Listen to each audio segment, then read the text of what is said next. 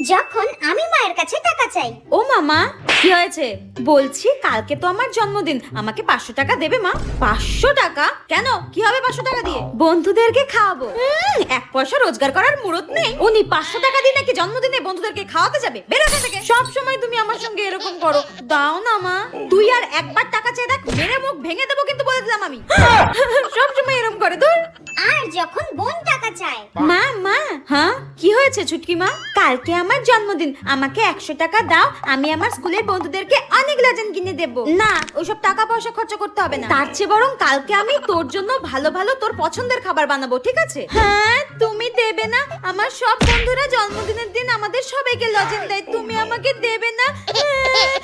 চুপ কর চুপ কর চুপ কর। আচ্ছা ঠিক আছে, আমি কালকে এত বড় একটা লজেন্সের প্যাকেট তোর ব্যাগে দিয়ে দেবো, ঠিক আছে? তোর যত বন্ধু আছে সবাইকে দিই, ঠিক আছে? ইয়ে, আমি সব বন্ধুদেরকে লজেন খাওয়াবো। ইয়ে, ঠিক আছে ঠিক আছে।